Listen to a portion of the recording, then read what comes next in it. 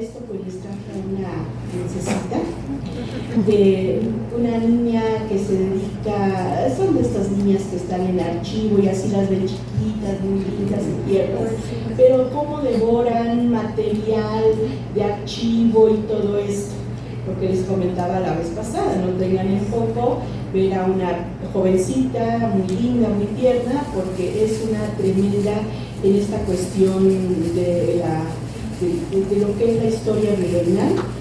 Y estos jóvenes pues han estado trabajando, es el equipo de lo que es el archivo del museo, y de ahí es donde estoy teniendo estas pequeñas joyas que nos están compartiendo sus conocimientos, su pasión y su entusiasmo en cuanto a lo que es la historia.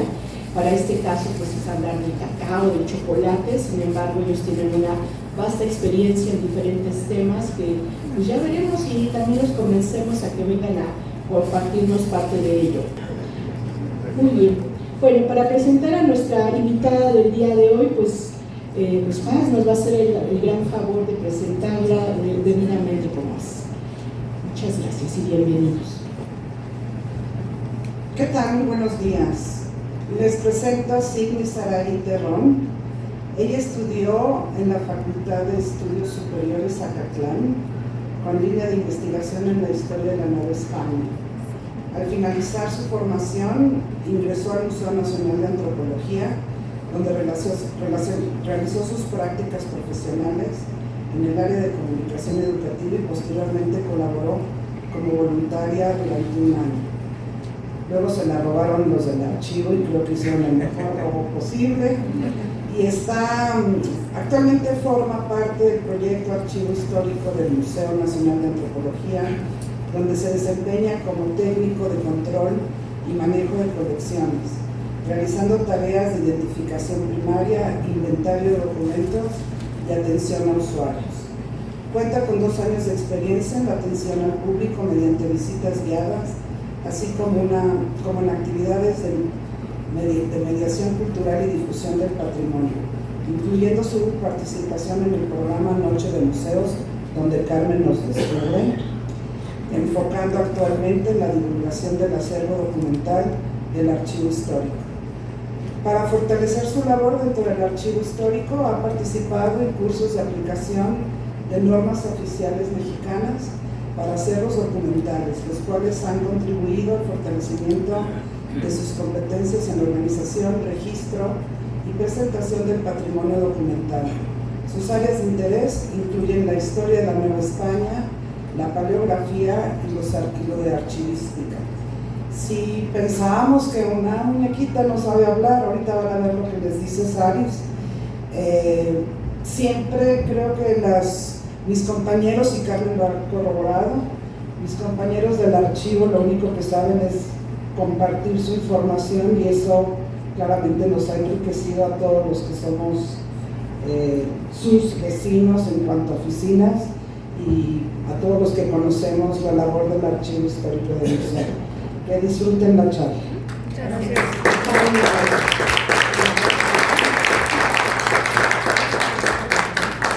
Alex, por favor, ¿podrías bajar la luz? Les pregunto, ¿están cómodos en cuanto al aire? ¿Están bien así? Sí, gracias. Ok, perfecto. Vamos a empezar.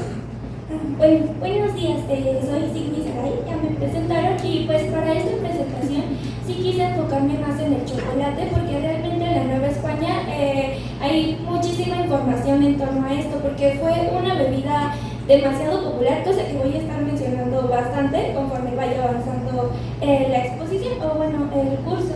Yo la titulé El chocolate en la sociedad novohispana, dulce y amado, y amargo y prohibido, y pues ya vamos a ver por qué a lo largo de esta sesión.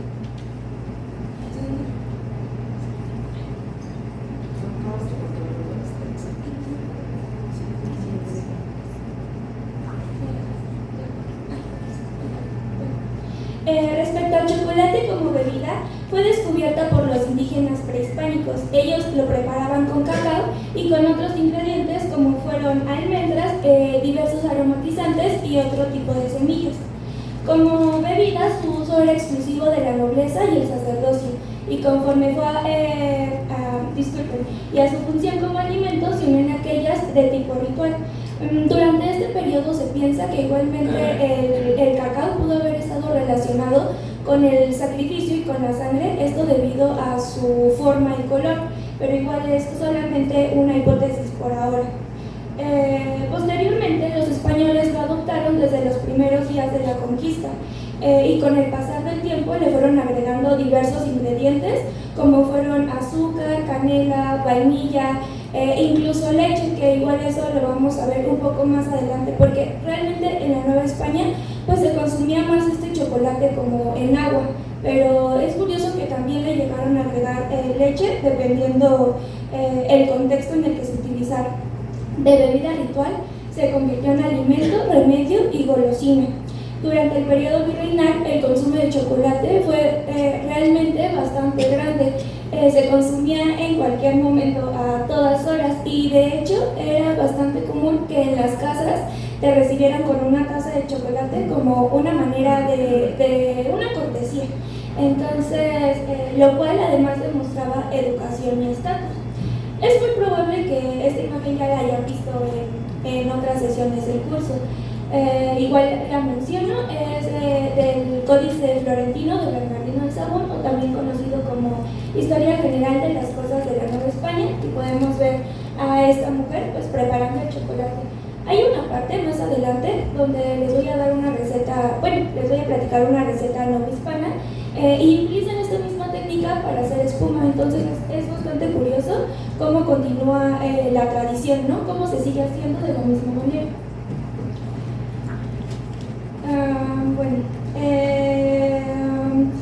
De la pasión por el chocolate en la Nueva España también nació este artefacto bastante peculiar conocido como mancerina. Según la leyenda, esta fue creada por el marqués de Mancera y virrey de la Nueva España, Antonio Sebastián de Toledo. Su periodo como virrey fue de 1664 a 1673. Se decía de él además que era un apasionado por el chocolate. ¿En qué consistía esta mancerina? Pues consistía en una salvilla o bandeja con una agarradera circular en el centro, esta de aquí, para poder colocar la jícara del chocolate y así evitar derrames, igualmente para que pusieran sus bocadillos alrededor, ¿no? Las más finas de estas manzaninas fueron elaboradas en plata, pero debido a la popularización, porque el consumo de chocolate era muy grande, pues empezaron a elaborarse en talleres de cerámica y a comercializarse pues con mayor abundancia. La manzanina que vemos aquí se encuentra en el Museo de Amparo, en la sala virreinal. Esta particularmente es de porcelana, o sea, su elaboración es un poco más fina, pero visualmente puede ser muy similar a las que podíamos ver de cerámica. También encontramos representaciones de estas manzaninas en los cuadros de castas. Los cuadros de castas nos enseñaban esta cotidianidad novohispana, y no es como que salgan como en un solo cuadro de castas, o sea, era bastante común poder observarlos representados en esto. Además también durante la Nueva España se utilizaron otras tecnologías para beber chocolate, como fue el coco chocolatero, que igualmente fue bastante popular y su uso fue igual bastante extendido. Aquí tenemos igual del Museo de Amparo una manzanina de plata, vemos su confección bastante elaborada y muy hermosa, y también tenemos aquí una representación, bueno, no una representación, literalmente un coco chocolatero que igualmente se encuentra en el Museo de Amparo, igual en la sala de arte virreinal. Y aquí igual hay una parte en un momento donde vamos a abordar particularmente los cuadros de castas, pero quise poner esto porque precisamente en la parte de aquí de esta repisa podemos encontrar una manzanina. Los cuadros de casta, como les comento, retrataban en cierta parte de su historia lo que sería la cotidianidad de los novohispanos. Y era bastante común ver estas escenas, por ejemplo, dentro de la cocina. Esta pintura o este cuadro de castas fue elaborado por Andrés de Islas y es básicamente la representación del mestizaje de negra, de español y negra, nace mulata. Como tal, ese es el título de la pintura, porque igual puede sonar un poco igual para nuestra percepción del momento como decir negra, pero es muy común que tengan este lenguaje en la Nueva España. Entonces igual vamos a variar un poco respecto a cómo se cita directamente de la fuente primaria, que sería el momento en el que se elaboró, y también cómo lo vamos mencionando ya adaptado a nuestro tiempo.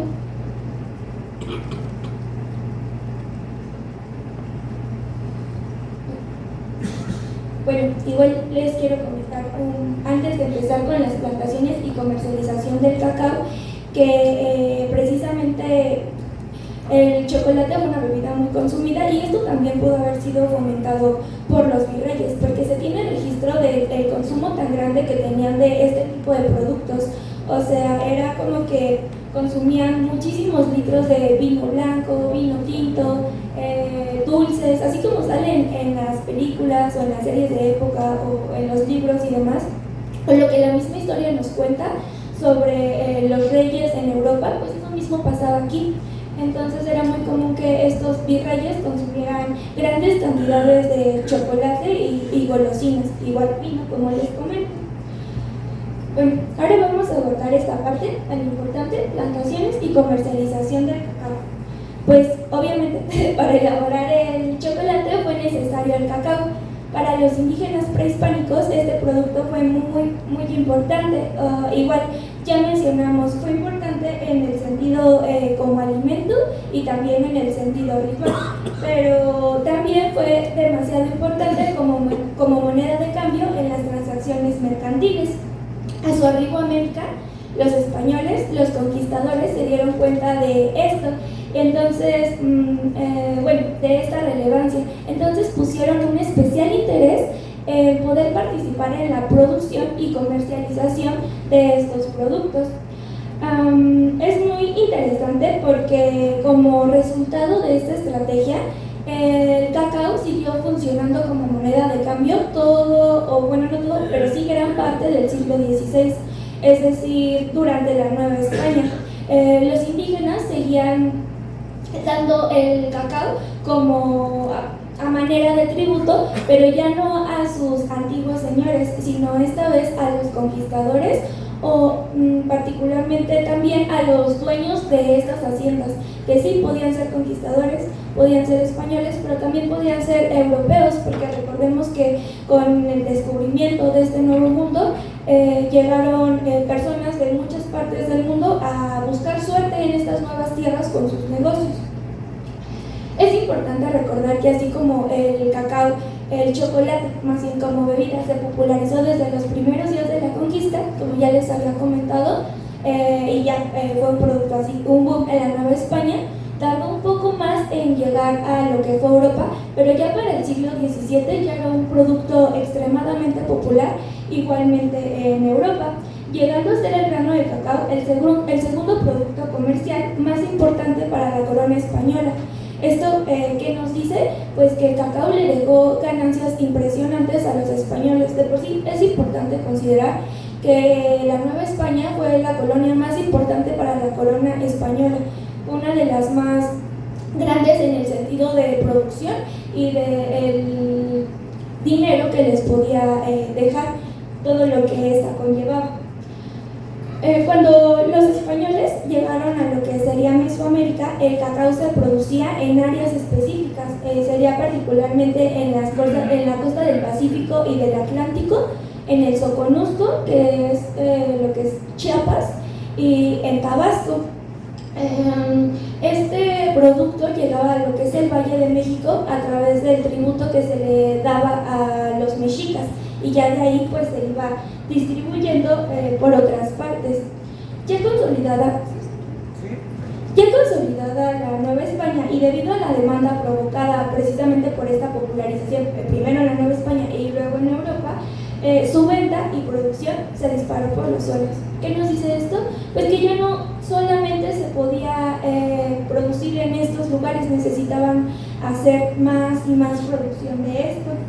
Y las personas con poder o sea, con poder económico, no perdieron el tiempo para poder producir este producto que estaba siendo tan solicitado y que claramente les dejaría grandes ganancias. Y es precisamente por este motivo que alrededor de lo que es la Nueva España y posteriormente en parte de Sudamérica existieron múltiples plantaciones cacauteras, donde lamentablemente muchísimos, pero muchísimos indígenas y mulatos perdieron la vida, todo a causa de la violencia y explotación que sufrieron en el proceso de conseguir este fruto tan importante para el sentido comercial, ¿no? Es un tema, yo siento que bastante delicado, pero importante de mencionar, porque cuando uno habla sobre el chocolate y el cacao, solo piensa como pues en lo delicioso o en el gozo, pero había muchísimas cosas detrás de la elaboración de esta bebida que fue tan amada por estos novohispanos y pues también por los indígenas, porque pues era delicioso, ¿no? Bueno, también es importante tener presente que conforme va pasando este proceso en el que necesitan, que quieren hacer más plantaciones cacauteras, pues estos españoles, estos conquistadores, estos extranjeros que llegaron a estas nuevas tierras, no siempre se agarraron como de la legalidad para poder conseguir precisamente estas tierras. De hecho, las mejores tierras cacauteras, yo tenía que cambiar de diapositiva. Bueno, igual yo pienso que igual seguramente ya vieron también en las otras sesiones esta imagen igual del Códice Florentino de San Bernardino de Sahagún, donde se puede representado un árbol de cacao. Igual quise ponerlo precisamente porque en esta parte estamos hablando, es una parte donde sí estamos hablando de las plantaciones, pero donde se va a mencionar la mano de obra indígena en un primer momento y posteriormente ya la mano de obra de esclavos africanos. Particularmente una persona, el licenciado Lebrón de Quiñones, hizo una visita a alrededor de 200 pueblos indígenas en lo que sería el siglo XVI y pues vio muchísimas cosas, ¿no?, en estos 200 pueblos. Y él en 1554 notó que habían despojado a los indios de las mejores tierras ubicadas junto a los ríos, precisamente para colocar en este lugar sus plantaciones cacauteras. Este caso que nos cuenta Lebrón de Quiñones no es un caso aislado, sino que hay constantes denuncias y varios documentos que mencionan este tipo de problemáticas. El despojo de las tierras directa o indirectamente, o sea, lo mencionan directa o indirectamente. Y es bastante triste porque llegaban a estas poblaciones y sin más desprendían a los indígenas de sus tierras y no se conformaban con eso, sino que los ponían a trabajar en las que anteriormente eran sus tierras. Y la realidad es que las plantaciones de cacao son trabajos bastante complicados y desgastantes.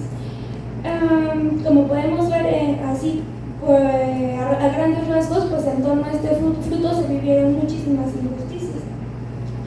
En sí, como les comento, las plantaciones de cacao necesitan de mucho trabajo y cuidados excesivos para el triunfo de la producción.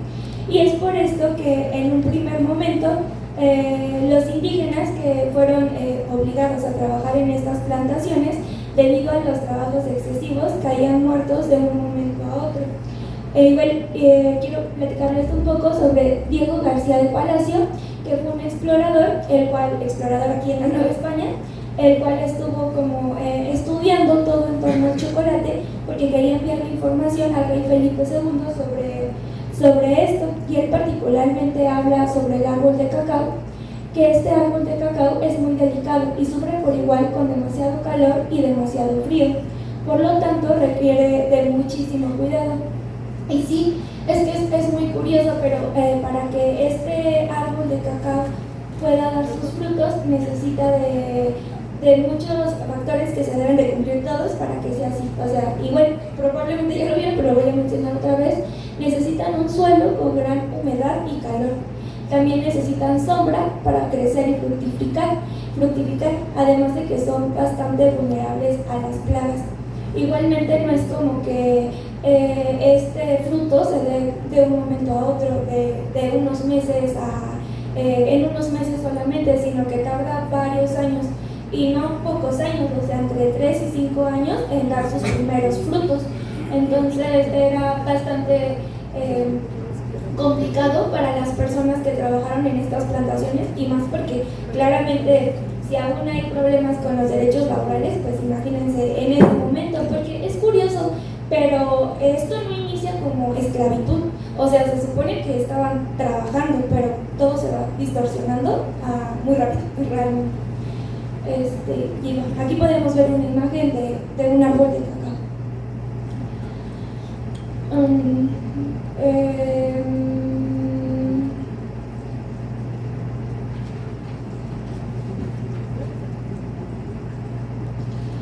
Sobre los abusos cometidos hacia los indígenas, bueno, pues quedó registro de esto en varios documentos gracias a personas que escribieron de ello en su momento.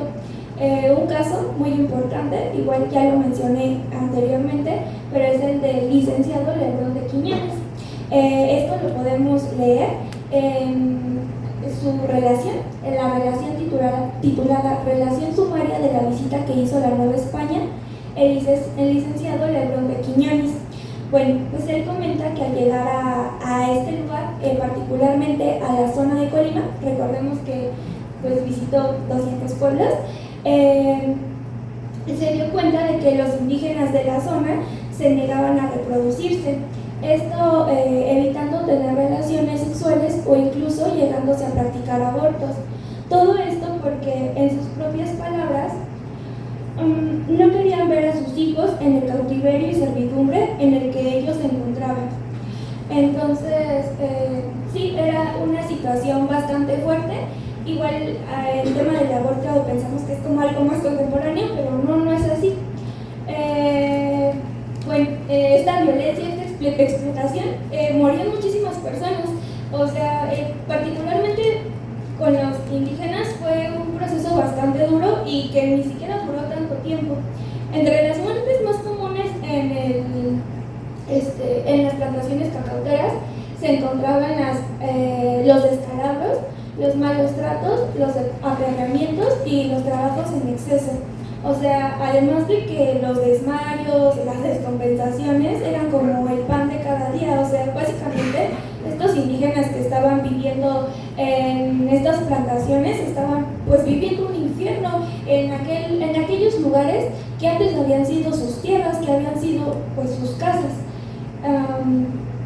Bueno, pues igual el mismo Lebrón de Quiñones en esta relación nos comenta que igualmente en la zona de Colima llegó a una zona colonizada llamada Valle de Alima. Y bueno, pues comenta que la zona colonizada como tal pues era bastante grande, ¿no? Como muy bonita, y ya él avanzando un poco más se encuentra con un pequeño pueblo de 40 indios, demasiado trabajados y enfermizos. En los alrededores, en las tierras que antes habían sido de ellos, han sido colocadas por los españoles plantaciones y huertas de cacao. Y pues, ¿quién creen que trabajaba en estos lugares donde eran sus tierras? Pues estos mismos indígenas, en condiciones que hoy en día podemos decir que eran pues simplemente deplorables. Igualmente tenemos otro caso en la zona de Jalisco del siglo XVI, donde nos cuenta igualmente que en un primer momento, bueno, esto es interesante porque justamente aquí podemos abordar este tema de que no eran así, no les dijeron como tal, ay, son trabajos forzados, sino que inician siendo como un trabajo, como algo que va a ser remunerado y se va distorsionando con el tiempo. Bueno, pues en el Jalisco del siglo XVI, en un primer momento, a los macehuales del lugar se les había prometido que que con sus trabajos ellos podrían conservar un costalito de cacao cada cierto tiempo, un chiquipilis. Pero con el pasar del tiempo, pues los trabajos se fueron haciendo más y más y más grandes, y pues que creen que no les dieron ningún costal de nada, ¿no? Entonces los indígenas deciden hacer una denuncia sobre esto, porque pues se supone que aquí todavía no hay trabajo. ¿Y qué es lo que denuncian? Pues que tienen mucho miedo porque al parecer a estos que se animan a hacer esta denuncia, ellos sienten que los van a mandar a una plantación de cacao a la que ya habían mandado parte de su comunidad con años anteriores. ¿Y qué nos dicen sobre esto? Pues sí, que tienen mucho miedo porque les voy a leer una cita. Ay, perdón. Todas las personas que murieron y acaso otra vez van a morir, muchos hombres se van a enfermar y morir. Lo que pasa en esta situación es que las personas que habían ido anteriormente, años atrás, los habían llevado con la promesa de que les iban a pagar y que solo iban a estar trabajando en este lugar un par de meses. Pero la realidad es que no era así, sino que trabajaron más de un año y la mayoría de ellos no volvieron. ¿Por qué? Pues porque las condiciones de trabajo tan extremas les provocaron la muerte. Entonces es por este motivo precisamente que estos indígenas alzan esta denuncia en un intento de protegerse ellos, de proteger sus familias, pero igual justo en este periodo de tanta injusticia en torno a los trabajadores en las haciendas y sin nadie que realmente pudiera verlo, porque apenas estaba construyendo pues esto que hasta cierto punto podría proteger a los indígenas. Por ejemplo, esto se sale un poco del tema, pero sí, en el siglo XVI, para evitar que el Santo Oficio juzgara a los indígenas, se creó el provisorato de indios, para que ellos pudieran juzgarlos, pero también teniendo esa conciencia que ellos tenían de que eran inocentes y demás, ¿no? O sea, inocentes en el sentido de que no es que estuvieran obrando en cuestión del diablo, pero bueno, eso ya es otro tema. Bueno.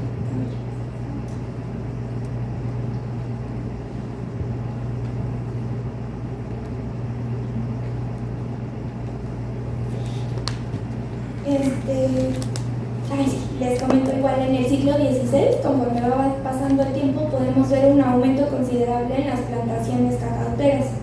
El investigador Jesús Hernández Jaimes, en su investigación sobre el cacao de Guayaquil y el mercado novohispano, del cual tomé muchísima información, es una investigación muy valiosa, igual si ustedes pueden acercarse a todo lo que este investigador ha trabajado, nos menciona que en la provincia de Colima, la primera siembra española de cacao fue en 1528 y que tan solo 30 años después ya se habían plantado 1 millón de árboles. Igual hay que tener conciencia de que muchas veces en este inicio del siglo XVI a veces nos dan cantidades también muy grandes, pero igual no siempre es esa cantidad, o sea, es como para ilustrar que era muchísimo, pero igual el crecimiento en cuanto a las plantaciones es claro, hay muchísimo registro a lo largo de todo el país de donde estuvieron ubicadas estas plantaciones cacauteras. Bueno, pues este hecho, este aumento y que los indígenas apenas si podían al principio con las plantaciones que había, pues ya con el crecimiento ya era algo insostenible, y es precisamente en este momento que los españoles, los europeos, desbloquean una nueva necesidad de mano de obra. Y pues es aquí cuando ya se empieza a pensar en la mano de obra africana. Con el pasar del tiempo, en el siglo XVI, la producción del cacao se va decayendo de una manera considerable. Esto igual ya se los dije, ¿por qué? Porque pues, los indígenas estaban muriendo. ¿Por qué? Pues las condiciones horribles de trabajo, la disminución de la población fue bastante notoria, y en busca de esta estabilización es que entran estos esclavos a la Nueva España. Y también está aquí justamente donde les comentaba ya hace unas diapositivas que se expande a parte de Sudamérica. O sea, no solamente decae en la Nueva España, consiguen más mano de obra y extienden la zona donde haya más plantaciones y más plantaciones, porque es un producto que está teniendo demasiada demanda y obviamente pues ellos quieren ganar y ganar más. Y bueno, pues es precisamente en este momento donde inicia la tenaz lucha por parte de los esclavos africanos por liberarse de esta esclavitud que va a durar muchísimo tiempo. Los esclavos ingresaron al virreinato por dos razones principales. Bueno, aquí les quiero enseñar esta imagen. No entré aquí, pero es muy interesante ver a estos esclavos en un pequeño molino de caña de azúcar trabajando. Es un grabado que se encuentra en la Biblioteca Nacional de Francia, porque los esclavos no solamente estuvieron aquí, sino que fueron utilizados lamentablemente en muchísimas partes del mundo para realizar trabajos forzados, porque al final sí reconocían su fuerza, pero pues es un tema bastante delicado. Los esclavos ingresaron al virreinato por dos causas fundamentales. La primera, pues la disminución de la población indígena. La población no disminuye solamente por los trabajos forzados, aunque sí es parte de, pero la disminución llega desde un efecto mismo de la conquista, desde las enfermedades que llegan y que pues, el cuerpo no puede manejar y mueren igual, y sí desde los trabajos excesivos que los obligaban a hacer en las diferentes haciendas, porque no solo en las plantaciones cacauteras, en muchos lugares, muchos trabajos forzados. Y pues por la necesidad de estos españoles, extranjeros, de tener más mano de obra, y entre más fuerte, pues mejor, ¿no? Para que fuera todavía más productivo. Los africanos, a su llegada a la Nueva España, no solamente se dedicaron a trabajar en las plantaciones cacauteras, sino que realizaron diferentes trabajos.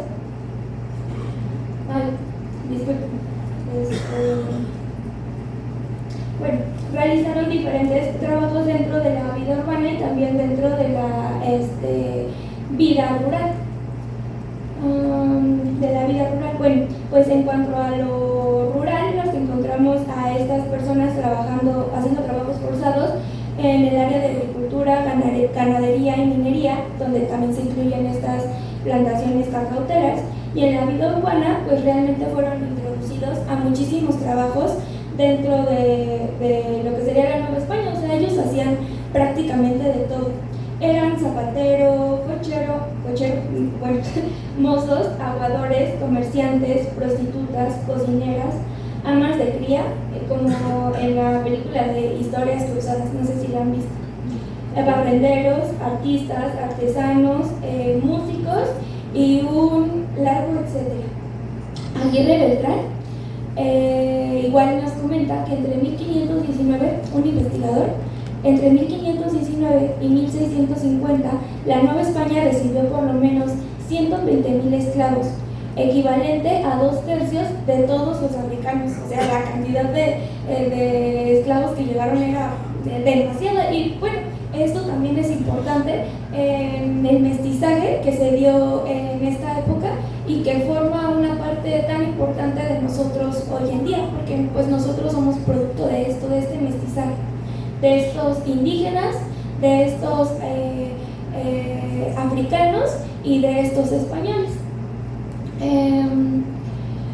La esclavitud fue de suma importancia durante la época colonial, pues representaba también, además, más de la mitad del valor total de las haciendas. O sea, sí, era algo muy injusto, pero la realidad es que estos dueños de haciendas invertían cantidades exuberantes de dinero para poder comprar estos esclavos, pero eso no aseguraba ni siquiera un buen trato. O sea, igual ellos murieron, fueron maltratados. Es un tema muy complicado. Igual esto no tiene tanto que ver, pero igual quisiera platicarles que obviamente pues estos esclavos africanos sufrían muchísimo a lo largo de toda la Nueva España. Los que eran esclavos muchas veces intentaron escapar, y había un negocio en la Nueva España que era sobre personas que se dedicaban a recuperar a estos esclavos que escapaban, los buscaban por toda la Nueva España y los llevaban de vuelta con sus amos. Y los castigos eran bastante feos. O sea, si es que los recuperaban, los mutilaban. Los castigos iban así, el más leve, 50 latigazos. Y 50 latigazos se dice fácil, pero para muchas personas 50 latigazos representan la muerte. Entonces, también es algo muy fuerte. Esta parte considero que es algo bastante fuerte. En este grabado de Swain J. de 1835 podemos ver a bordo de un barco esclavista y cómo los van metiendo en la parte de abajo de los barcos. de sus tierras, de África, donde se los llevaron. En la sala de identidades, aquí en el Museo Nacional de Antropología, una de las salas etnográficas, podemos encontrar una representación de un barco de los que traían a los esclavos, y es muy interesante. Bueno, aquí voy a leer esta descripción. Los grandes navíos encontraron su principal destino en las Antillas, archipiélagos del Caribe. En el caso de la Nueva España, hoy México, arribaron en su mayoría galeones que venían de las Antillas. Estos llegaron a traficar entre 100 y 150 esclavos por viaje. Y aquí haciendo un acercamiento podemos ver cómo los tenían así en cuclillas. Y eran viajes tremendos, o sea, imagínense en el mar, eran condiciones horribles. Habían parte de estos esclavos que ni siquiera llegaban vivos, o sea, los separaban de su familia, o igual iba toda la familia ahí, pero ya, pues los separaban también aquí dentro, era una cosa terrible. Y pues nada, vemos ahí cómo van entrando, y pues estas eran las partes donde los metían, igual, con las cargas, en condiciones inhumanas.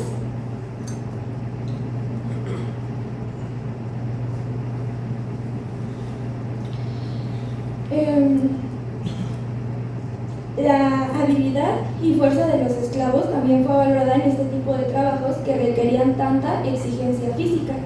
Nos comenta Antonio de Ledesma en 1796 en su Tratado de los usos, abusos, propiedades y virtudes del café, té y chocolate, que una vez que estas personas consideraban que el cacao ya estaba maduro, enviaban a los negros más hábiles y expertos para su cosecha, que con pequeñas varas largas y delgadas hacían caer la cabeza donde estas contenían las almendras, como las menciona Levedán, y tienen mucho cuidado de no tocar aquellas que no lo están, y el mismo cuidado tienen con las flores. O sea, y el miedo constante de, no, pues un mal movimiento y unos latigazos, o un mal movimiento y te caes y te mueres de un descalabramiento. O sea, era algo tremendo, ¿no? Además de requerir un gran esfuerzo y fuerza para poder llevar a cabo el trabajo, el árbol de cacao debía ser tratado con delicadeza para asegurar su máxima producción. Bueno, aquí terminamos la parte de la plantación como tal, y les voy a hablar un poco sobre el comercio, y particularmente no sobre el comercio que hacían los españoles o los europeos, sino el comercio que hacían los indígenas, igual en un primer momento. El chocolate que era elaborado por parte de los indígenas era sumamente popular. ¿Por qué? Pues porque era muy rico y pues muy tradicional, supongo que también, ¿no?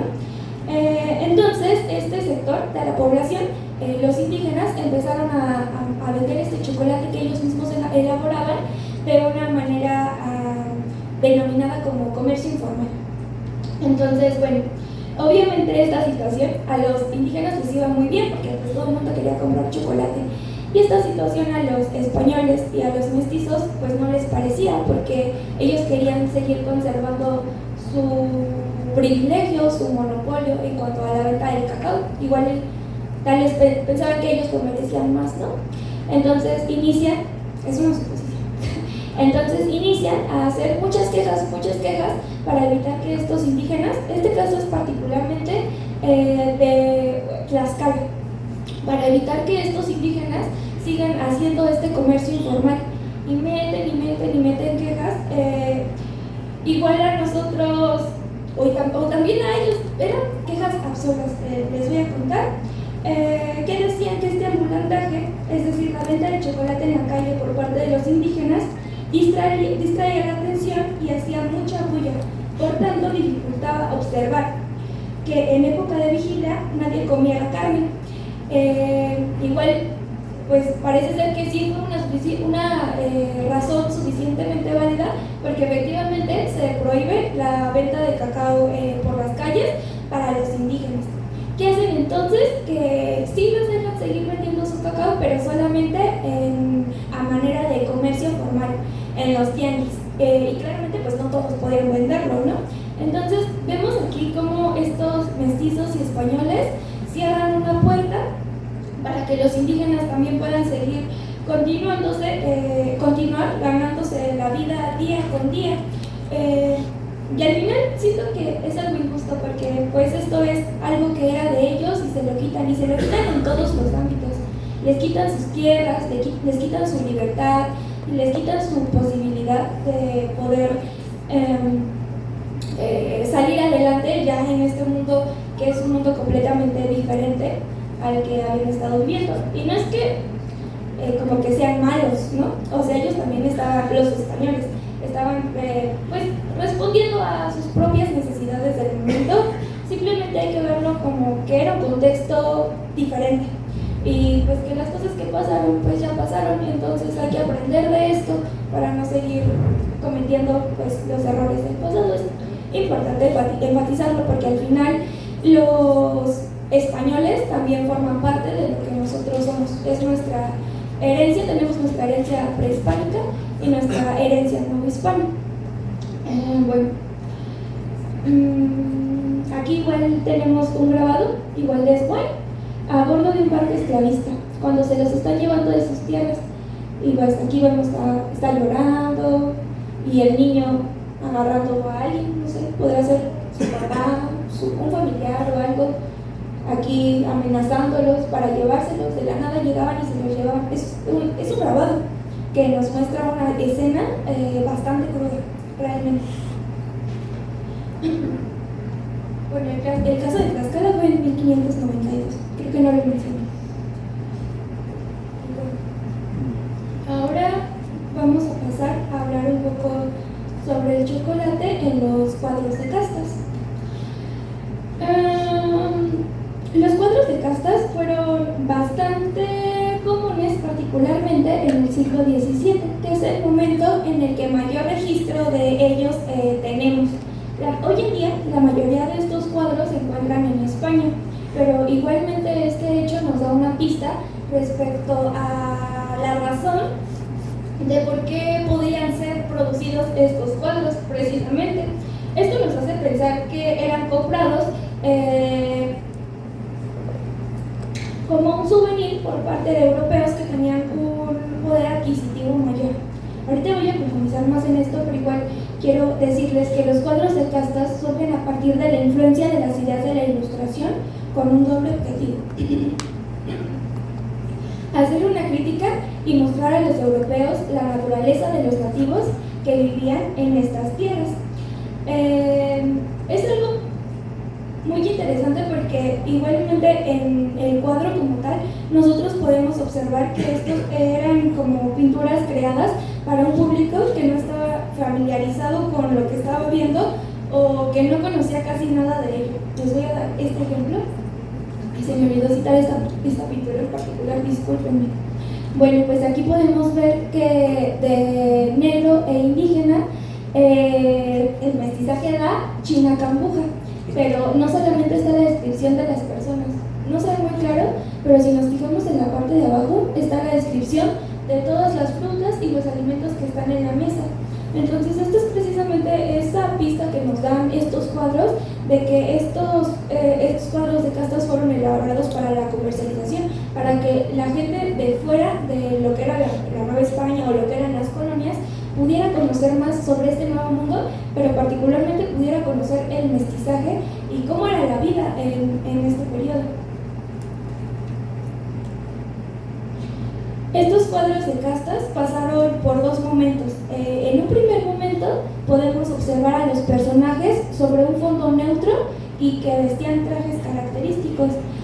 Bueno, aquí tenemos un ejemplo de ello. Este es un cuadro de castas anónimo que se encuentra en el Museo del Virreinato, muy hermoso, y precisamente nos ilustra esta situación: un fondo blanco y las personas vestidas con trajes típicos de la zona en la que ellos se encontraban. Luego ya nos encontramos en un segundo momento, igual durante el siglo XVI, donde las escenas se empiezan a localizar en escenarios domésticos, públicos, urbanos o rurales. Y esto es bastante interesante también porque el cambio de escenario nos permite observar a mayor detalle la cotidianidad de estos novohispanos.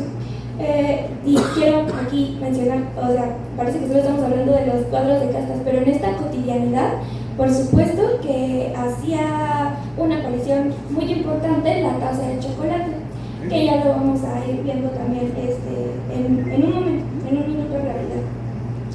En los cuadros de castas se mostraba regularmente una pareja con su descendencia. Y ya, pues con el claro objetivo de mostrar el mestizaje. Esto es muy importante. Igual, los nombres son bastante curiosos. Aquí podemos ver una escena con la mamá y el papá. Calvamulato con cambuja, y el resultado del mestizaje es dente en el aire. ¿Qué significa? Pues no lo sé. Le ponen nombres muy extraños. Quiero centrarme particularmente en este cuadro de castas porque es muy interesante que en varias escenas de estos cuadros en los que aparecen mujeres africanas, sobre todo negras de la primera generación de mestizaje, es decir, mulatas, aparecen acompañadas de sus esposas con su descendencia, el fruto del mestizaje, pero estas aparecen preparando chocolate, si nos fijamos.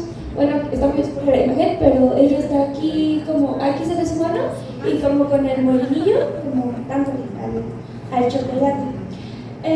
Bueno, en este cuadro de José Joaquín Magón podemos observar a la familia, podemos observar al padre español que viste un traje de tendero, como lo que sería como un comerciante, cargando a su hijo, producto del mestizaje, y podemos observar también a la mujer preparando, como ya les comento, el chocolate con el molinillo.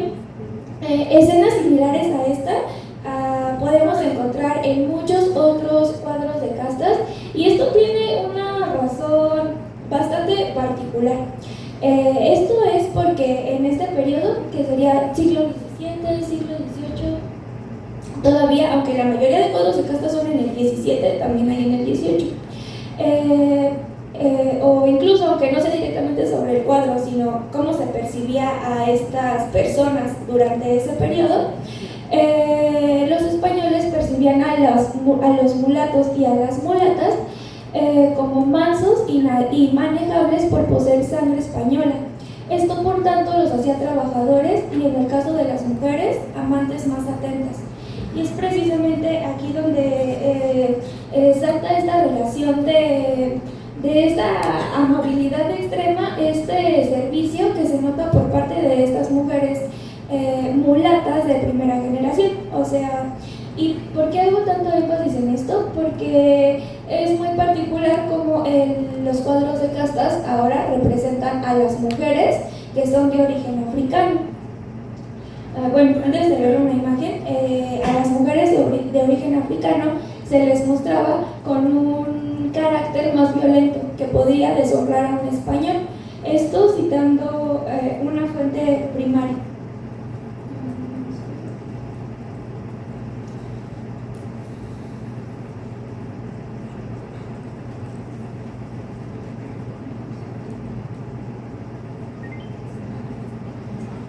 Y esto se puede ver retratado precisamente en este cuadro de Andrés de Islas.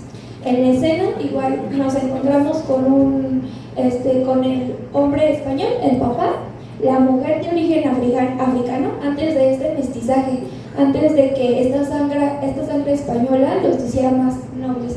Y ella pues está muy enojada, o sea, están en una escena de conflicto donde el producto del mestizaje, la mulata, pues intenta detener la pelea, está llorando, y si nos fijamos, el artefacto con el que quiere golpear al español, que es un molinillo también, porque estas mujeres africanas están muy vinculadas al chocolate en todos estos cuadros de castas, y realmente esto también tiene una razón particular de ser.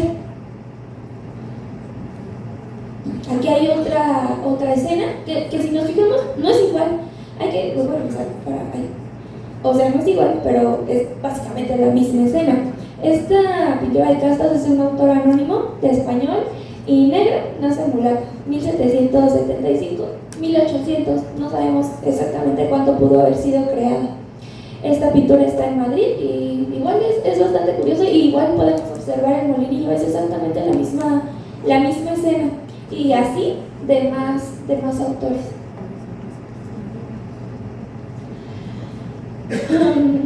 Bueno, hay una autora que leí que se llama María Elisa Velázquez Gutiérrez y ella nos comenta que realmente es hasta lógico pensar que estas mujeres africanas estuvieran relacionadas con el chocolate.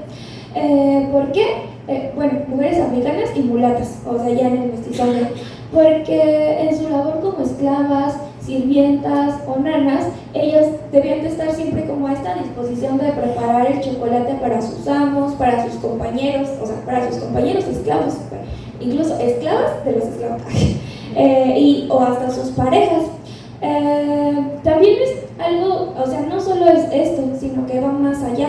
A las personas de origen africano, desde tiempo atrás se les relacionaba con el chocolate, ya que en España ellos eran encargados de moler y vender el chocolate, y hay pruebas de que esa misma labor también tuvieron aquí en la Nueva España.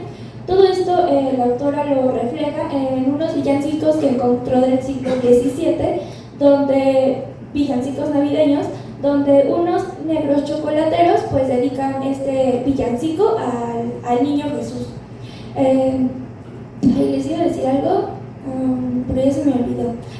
Que es muy interesante ver cómo estas personas de origen africano están tan vinculadas al cacao, desde las plantaciones cacauteras que trabajaron en ellas, y luego también son los encargados de moler y vender este chocolate. Igualmente este caso lo podemos ver con los indígenas, obligados a trabajar en estas plantaciones, y ellos también creando su chocolate y vendiéndolo en el comercio informal, y luego pues tratando de hacerlo con la mayor legalidad posible, legalidad que a ellos pues no les otorgaron en este tema en particular.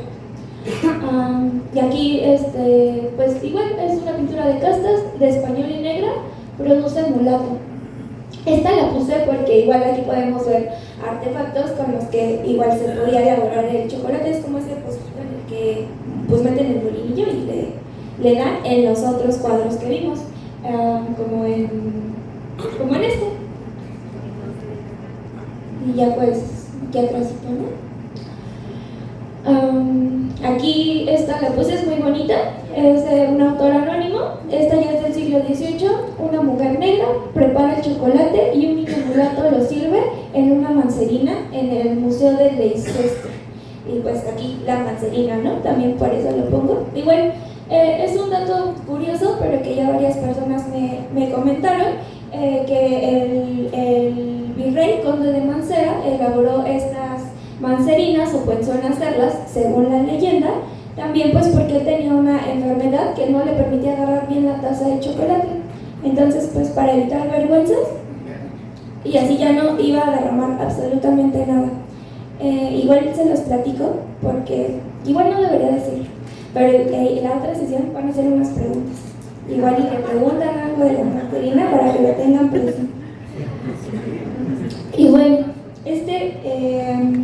el villancico en particular al que se refiere la autora que les comento es que les comento que es por parte de unos negros chocolateros en la Nueva España.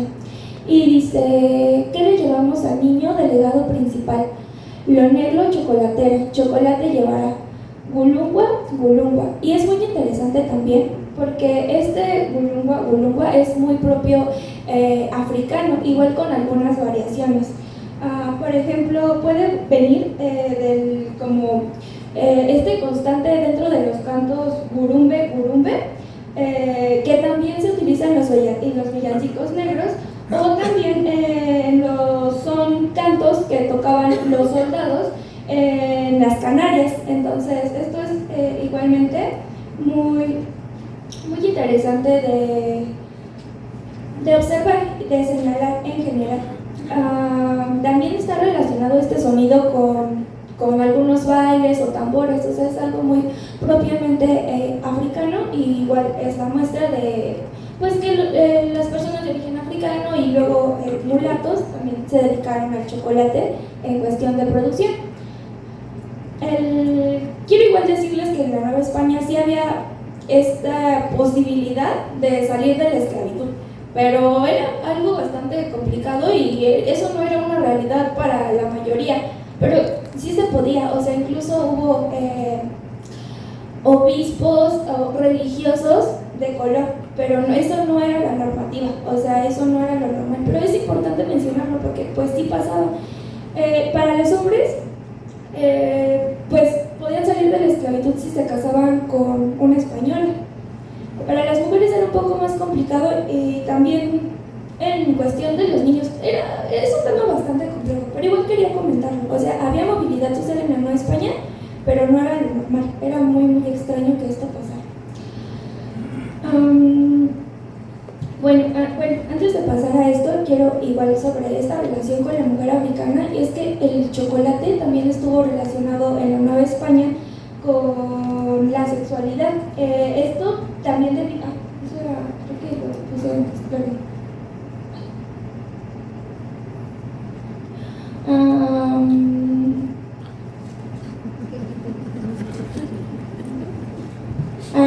Bueno, esto estaba en otra diapositiva que hice, lo siento, pero bueno, es que desde la época prehispánica pues existía esta relación precisamente con la sexualidad. De hecho, en una anécdota que nos cuenta Bernal Díaz del Castillo con Moctezuma, nos dice que precisamente en la época prehispánica, en un momento traían en unas como a manera de copas de oro fino con cierta bebida de cacao, y decían que era para tener acceso con mujeres. O sea, incluso desde la época prehispánica ya se tenía como esta idea, pero también hay que tener presente que puede ser la percepción de estos españoles, o sea, tampoco es como que sea una realidad absoluta. La información que tenemos es la que ellos nos dicen según lo que ellos interpretaron. Entonces, pero esto está pues escrito, lo podemos observar con Bernal Díaz del Castillo y es interesante igualmente. Igual el chocolate tuvo un vínculo en la Nueva España con la gula y el placer, y también hasta cierto punto se puede relacionar con estas mujeres africanas que estuvieron relacionadas con la magia y el atractivo sexual por diversos factores. Bueno, ahora vamos a hablar un poco sobre el chocolate en los conventos novohispanos.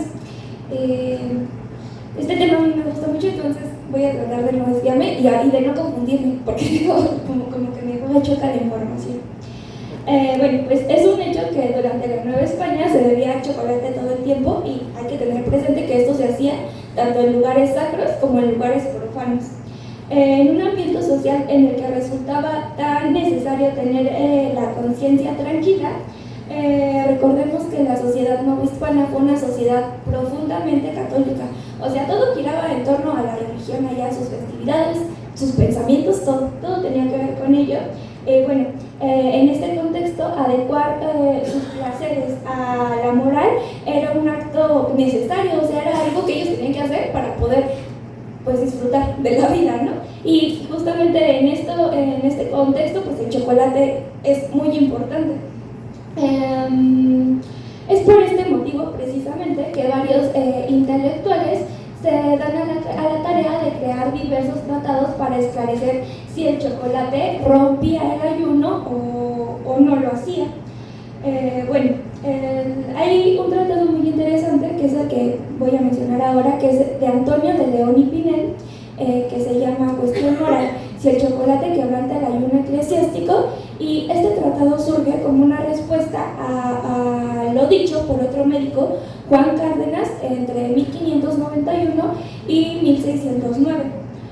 Juan Cárdenas dice que efectivamente, bebiendo el chocolate se quebranta totalmente el ayuno de los religiosos, lo cual era una falta grave a la vida espiritual de los conventos. Antonio de León y Pinel no está para nada de acuerdo en esto. Básicamente su conclusión es que el chocolate no puede quebrantar el ayuno como tal solo, ya que si uno le agrega que un pan o un huevo adentro, ahí sí ya estaría rompiendo el ayuno. Claramente la opinión de Antonio de León y Pinel pues fue la más apoyada, ¿no? ¿Por qué? Pues precisamente para tratar de justificar esto que ellos tanto querían, o sea, ni modo que le dieran la razón a Juan de Cárdenas.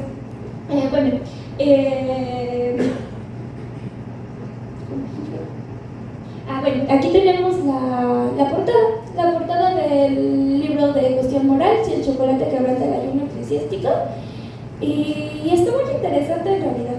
Yo lo encontré en Google Play, igual si lo quieren ver, ahí está. Y está interesante, a pesar de ser antiguo, es interesante.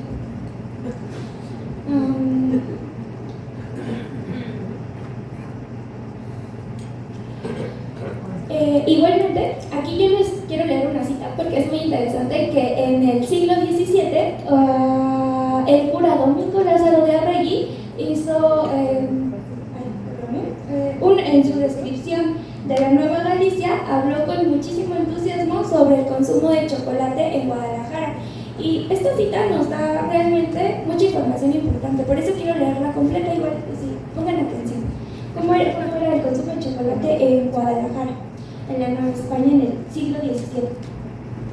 Véndese también en los tianguis y por las calles chocolate, bebida muy conocida y celebrada. Y dejando aparte el exceso de usarle, es bebida sana y gustosa, compañera y medicinal, y porque de su virtud hay mucho escrito y es fácil, porque con ser dulce y bueno tendrá el chocolate también sus emulos, y le acomodarán a disposiciones su propósito. Quiero en su defensa advertir que el comer y el beber, el dormir y velar, que usándolo bien conserva nuestra naturaleza, usándolo mal la corrompe, y el de los médicos corre con autoridad a su Galiano que no hay ningún medicamento, por provechoso que sea, que no sea nocivo a alguna parte del cuerpo.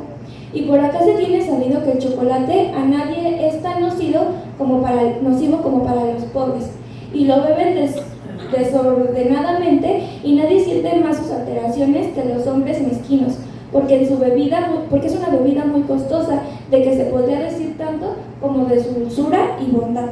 Y pues dice unas cosas que hoy pueden sonar pues feas, ¿no? Para nosotros, pero es más como que bajo su visión pues sí, como intelectual, como religioso, igual las personas que tenían un nivel económico en la sociedad novohispana más bajo, pues recurrían a veces a los excesos, y es más eso lo que señala. Ahorita vamos a hablar sobre el chocolate en el ámbito de la medicina, y hay un ejemplo sobre eso, o sea, como que todo en exceso es malo. Es más, eso es lo que quería decir, o sea, no como algo, suena grosero, pero bueno.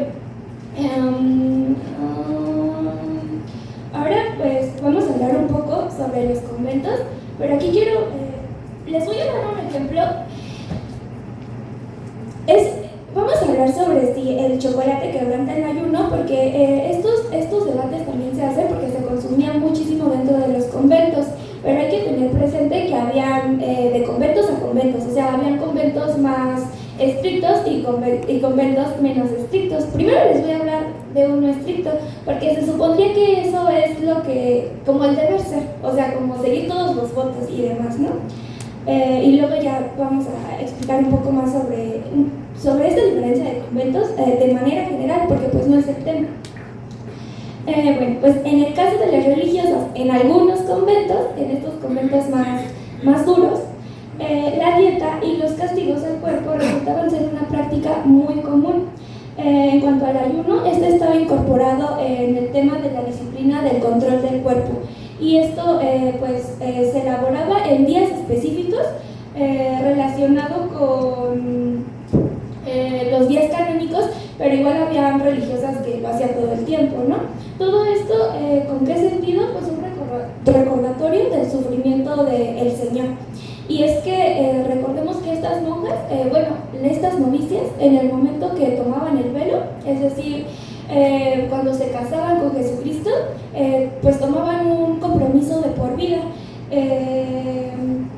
y desde ese día en adelante debían dedicar su vida a Él, buscando hasta el cansancio la gracia divina de Dios y renunciar a todo aquello que pudiera impedírselo.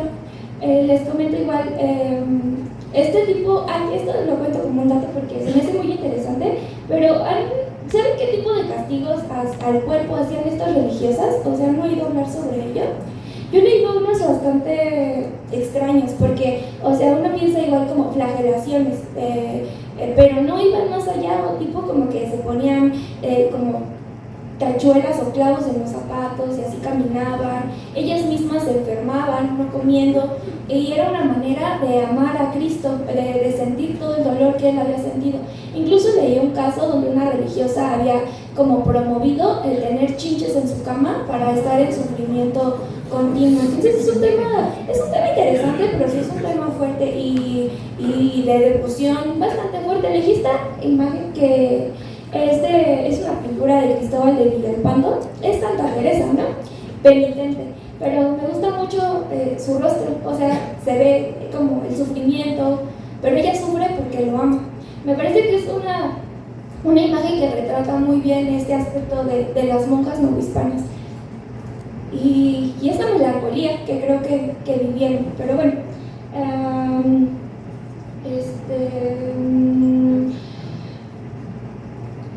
la realidad es que existieron múltiples prohibiciones relacionadas con el consumo de chocolate en el ámbito religioso, pero estas no fueron precisamente en todos los casos. Primero quiero mencionarles el caso de las monjas carmelitas del convento de Santa Teresa. En este convento sí eran mucho más estrictos, eran este tipo de conventos donde seguían todos sus votos, el voto de castidad, pobreza, obediencia, clausura, pero las carmelitas descalzas del convento de Santa Teresa tenían un quinto voto, que era no beber chocolate. Además, particularmente, como las religiosas encargadas hacían prometer a las novicias no beber chocolate ni ser causa de que otras beban este chocolate. Por otro lado, había pues otro tipo de conventos, como el de las monjas jerónimas del convento de Santa Paula, donde pues era lo más común del mundo tomar chocolate a la hora que quisieran. Incluso ellas tenían servidumbre. También un ejemplo de esto, de estas libertades que podían existir dependiendo del convento al que pertenecieran, es el caso de Sor Juana Inés de la Cruz, que estaba en el convento de San Jerónimo. Ella, ¿por qué estaba en este convento? Pues a ella le permitían tener servidumbre, claramente le permitían tomar chocolate, pero sobre todo lo que salta de esto es que le permitían leer y escribir. Precisamente por eso ella estaba en este lugar. En un convento más como el de las carmelitas, eso no podía pasar de ninguna manera realmente. Bueno. Quise agregar igual esta pintura anónima del siglo XIX, pero nos retrata la hora de la comida de las carmelitas y es algo pues se nota el voto de pobreza, o sea, algo muy tranquilo, muy reservado, con su plato de comida, nada de lujos, nada de comidas extravagantes, un vaso de agua, y en la parte de aquí arribita podemos ver como otra religiosa está leyendo textos religiosos mientras ellas comen. Y pues no, claramente así no era en los conventos como en el que iba Sor Juana, en el de San Jerónimo, ¿verdad? Aunque bueno, después de todas las cosas que pasaron, ven que la hicieron firmar que jamás iba a volver a escribir y que aparte era la peor de todas, así que tampoco así como muy ligero, pues tampoco, ¿no?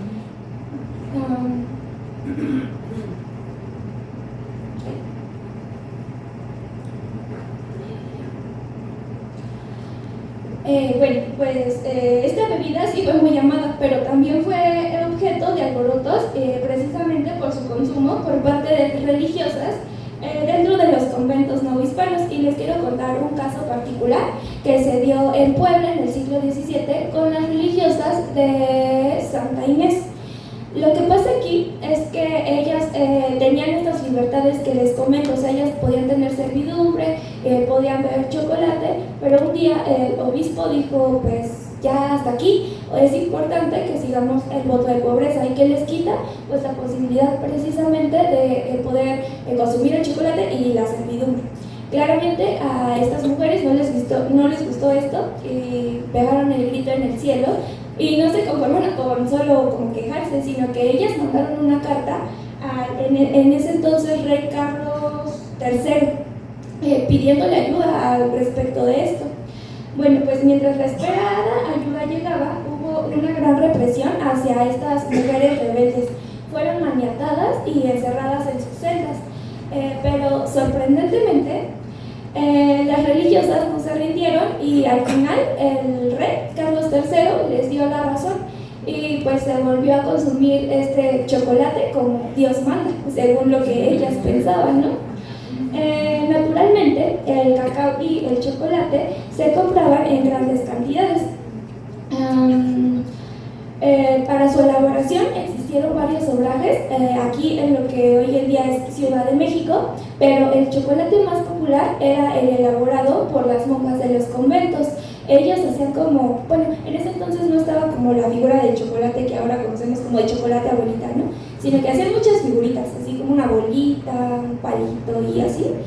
Y el más popular de todos era el elaborado por las monjas del convento de San Jerónimo, el de las Madres Capuchinas y el de Santa Clara. Aquí es una pintura que se encuentra en el Museo Nacional del Virreinato, un museo muy hermoso igual, donde podemos ver retratadas diferentes órdenes religiosas con la vestimenta que tenían. Podemos observar que algunas eran más sencillas que otras, unas mucho más elaboradas, y eso mismo también nos da una pista de cómo es que llevaban sus votos en su día a día, o las prohibiciones que podían tener.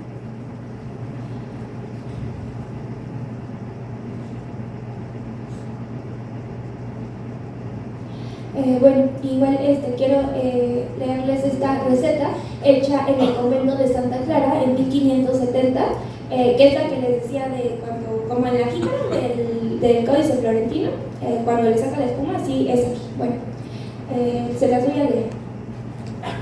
Se tuesta una libra de cacao colorado, se limpia de lo quemado y se muele.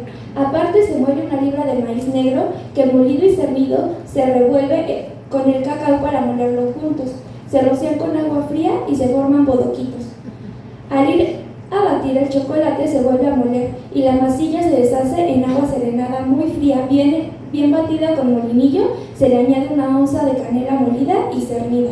Después se le agrega el azúcar batiendo y probando si está bien de dulzor. Se levanta la espuma con un tecomate y se sirve en jícara. Esta última parte se hacía muy similar a como lo hacían los indígenas prehispánicos, que ya se los había comentado. Este es el Museo Nacional de Antropología, pero bueno, yo encontré unos videos en YouTube del Museo del Chocolate y ellos lo que hacen es que hacen las recreaciones de estas recetas. Igual si lo pueden ver en YouTube es muy interesante porque esta receta una muchacha la está recreando en una cocina y es interesante y es muy rico en cuanto a conocimiento este tipo de difusión. Pues la adicción al chocolate no se quedó solo en eso, o sea, en una adicción, sino que también fue causa de muchos otros alborotos, conflictos e incluso muertes. Entonces, quiero hablarles sobre dos casos de envenenamiento. Uno, primero, el del obispo Bernardino de Salazar. Todo esto pasó porque este obispo, quien tras querer evitar el consumo de chocolate durante los oficios divinos, tuvo un trágico final.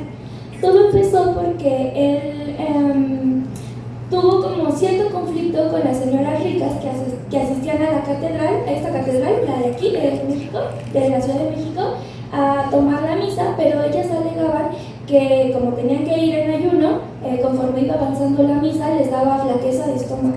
Entonces mandaban a llamar a su servidumbre, así a media misa entraban con charolas, con panes, con chocolate, y claramente, pues eso, para el obispo era una falta de respeto, bueno, creo que para todos, ¿no?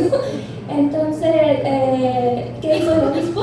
Primero pegó una excomunión afuera de la catedral contra todo aquel que osara comer durante los oficios divinos. ¿Y qué pasó con esto? Pues que no les importó. Y siguieron yendo a la misa y siguieron comiendo. Entonces, él optó por, con ayuda de sus canónigos, retirar las tazas de chocolate y los panes y botárselas por allá, ¿no? Esto empezó a provocar muchos conflictos, o sea, molestias de parte de las mujeres, e incluso en estos momentos en los que él retiraba las tazas con los canónigos, que se llegaran a desenvainar las espadas por parte de sus esposos, pues porque era una situación que les causaba mucho conflicto. Estas personas, al ver que el obispo no los iba a dejar tomar el chocolate, lo que hicieron fue que se fueron a otra iglesia.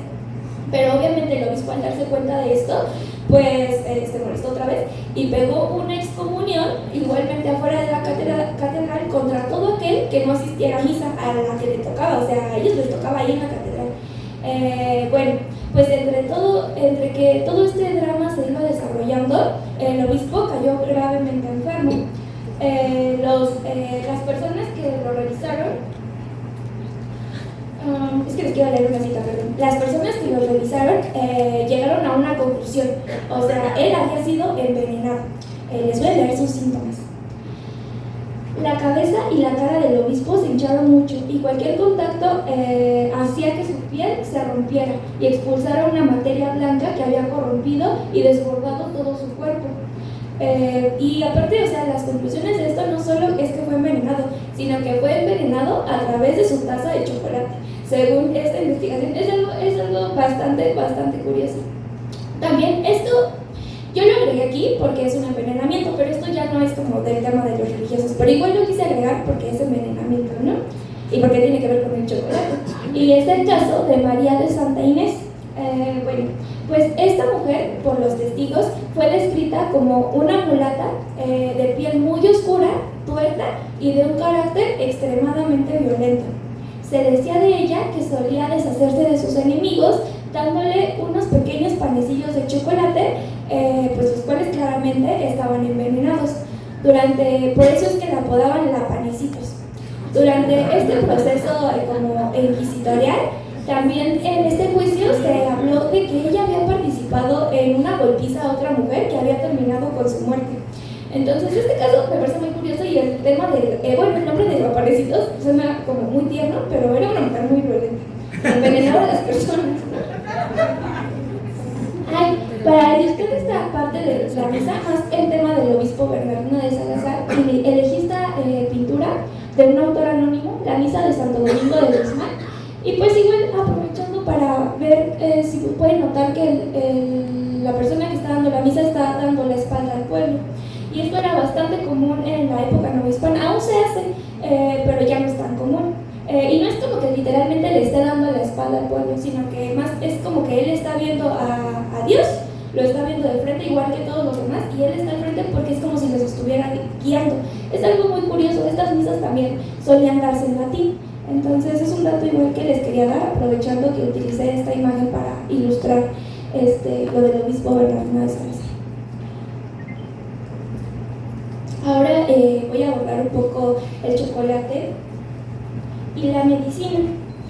Bien, en la Nueva España al chocolate se le atribuyeron múltiples beneficios en torno a la salud. De hecho, Antonio de Levedar, que ya lo había comentado igualmente, nos menciona, y lo voy a decir como una cita porque es precisamente lo que les decía hace rato: en la práctica de la medicina todos los días vemos divididos los dictámenes de los profesores, y por la variedad de sus efectos acobarda más la decisión, como que igual a algunos les puede caer bien, a otros les puede caer mal, pero me parece interesante como esta reflexión, como no irse solo por un lado, sino como plantear esta posibilidad. Por un lado, esta bebida de cacao era considerada extremadamente beneficiosa para la salud, pero por otro, algunos la consideraban como dañina. Ese sería el caso como de los europeos Girolomano Benzoni y Francisco Jiménez. ¿Qué decían estas personas sobre el cacao? Bueno, pues decían que esta bebida era más apropiada de cerdos que de hombres, y como un alimento que engorda notablemente y aún acarrea muchos daños. También sobre Roma sobre el chocolate se decía que era extremadamente dañino porque te dañaba la dentadura, o algo pues que realmente es tan importante. Pero bueno, realmente esto no era, igual está una percepción como europea de lo que podía ser el chocolate, a pesar de que era muy popular, pero aquí en la Nueva España lo tenían en muy alta estima. Esto igual lo había citado en la diapositiva, pero es que creo que pues me tardé en hacerlo y no lo pudimos poner. Entonces les quiero igual platicar que en la Nueva España el chocolate se consideraba como un remedio contra la debilidad, los malos humores, los enfriamientos, las flaquezas interiores. O sea, las señoras tenían razón cuando decían que les daba flaqueza de estómago, o sea, era muy bueno para eso. Incluso para tratar enfermedades más graves como era la tisis, que sería la tuberculosis. De hecho, sobre esto hay varios médicos que hicieron estudios en torno a ello, como fueron, déjenme buscar los nombres. Bueno, igual mientras les quiero platicar que a pesar de que tuviera todos estos beneficios para la salud, igualmente en la Nueva España recomendaban consumirlo, porque si ustedes no tenían ningún mal, esto hasta podría alargarles la vida. Del chocolate se llegaba a decir que hasta podía revivir un muerto, o sea, era como una bebida, era una locura para ellos, era lo mejor que había en el mundo del chocolate. Bueno, pues estos doctores que se especializaron en investigar estas enfermedades y los beneficios que tenía el chocolate fueron entre ellos precisamente Antonio de Levedán, que recomendaba que el chocolate hecho con cacao poco tostado y sin aromas ni nada podría ser bastante saludable y que podría ayudar a tratar la tisis precisamente.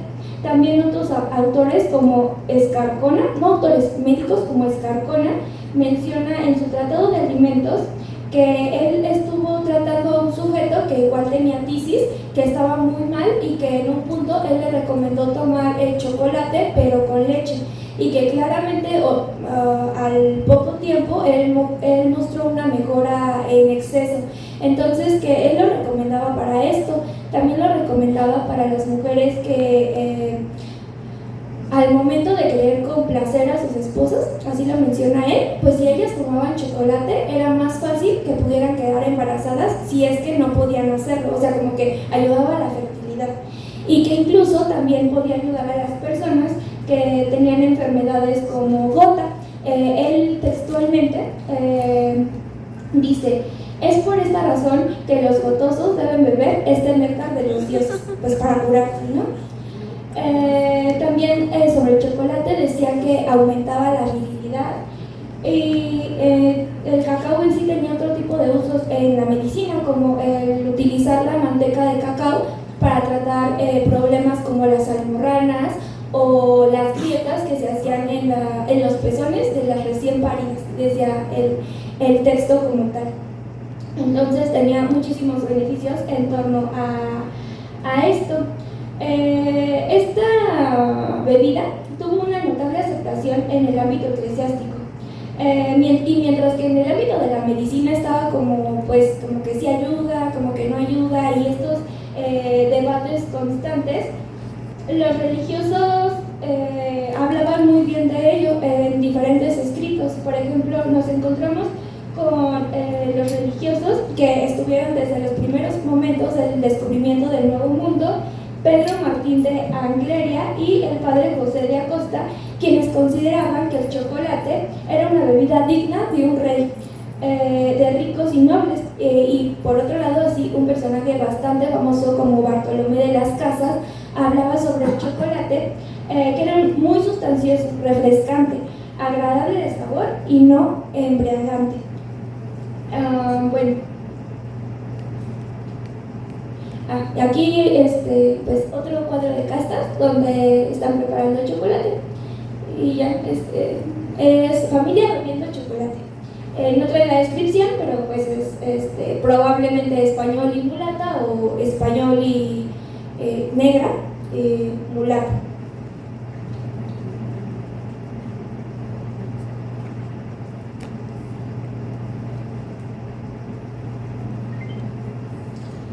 Ay, me tardó mucho, eso ya lo vimos. Bueno, igual aquí quise poner esta imagen, está en el Museo del Prado, y pues todo lo que incluía un servicio de chocolate, ¿no? Y qué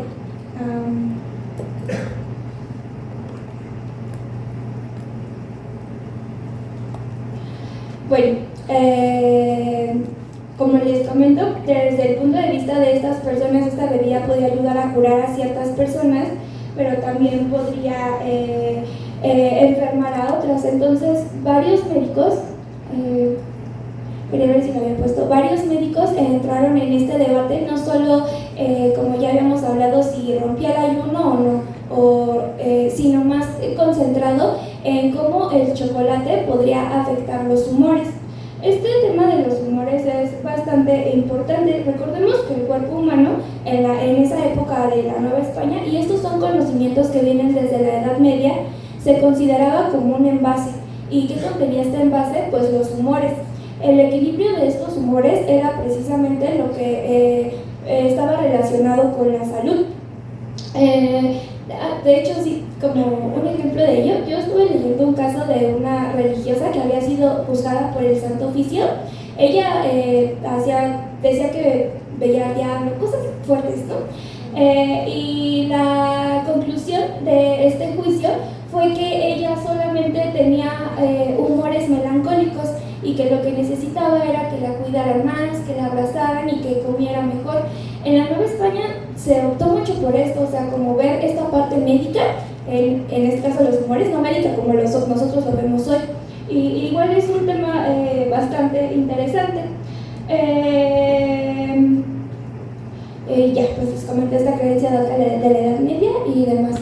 Aquí igual encontramos otro cuadro de castas relacionado al chocolate y vemos igual una mujer de mulata, porque está tranquila, moviendo el chocolate.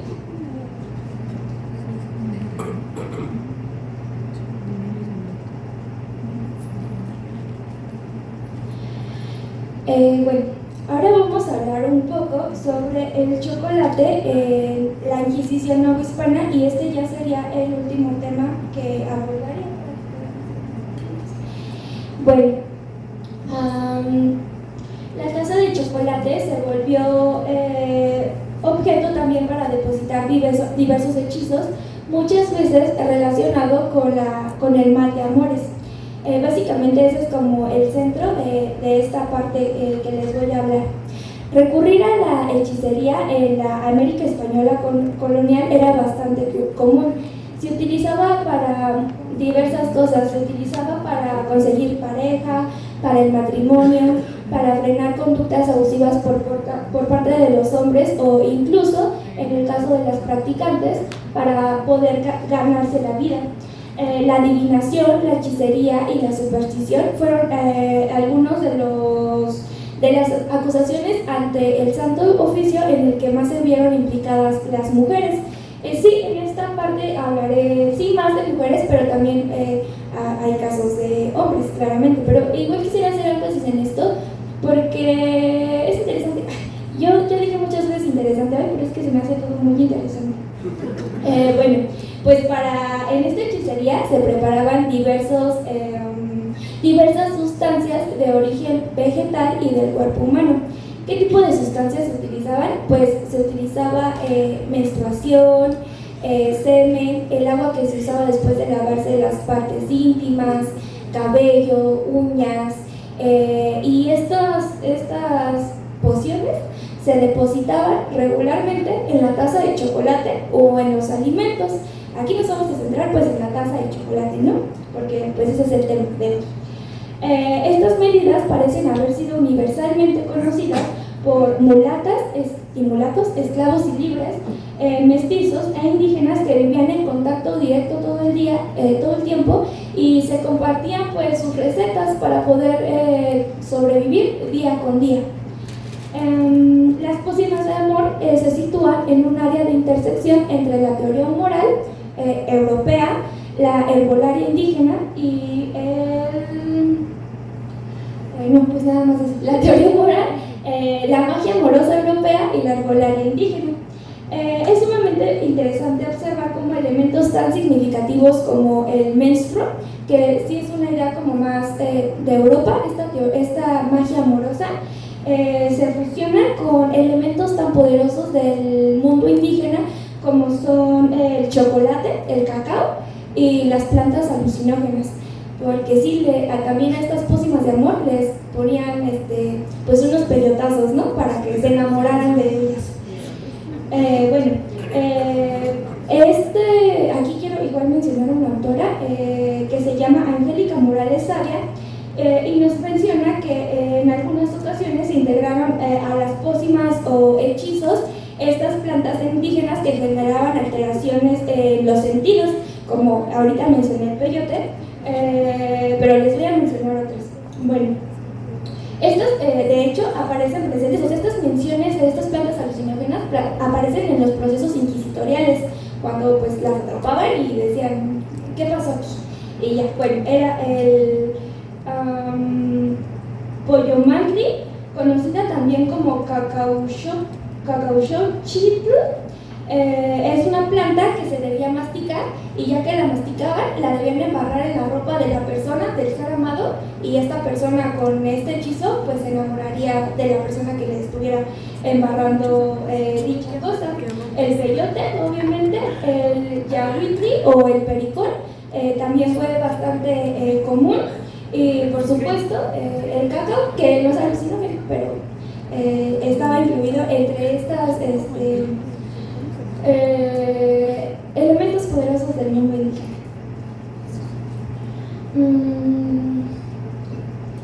Bueno, esa imagen la puse para ilustrar nada más, pero está muy padre, ¿no? El bebedor de chocolate. Esa ya ni siquiera es novohispana, o sea, ya es 1981, pero igual, pues, está bonita. A ver.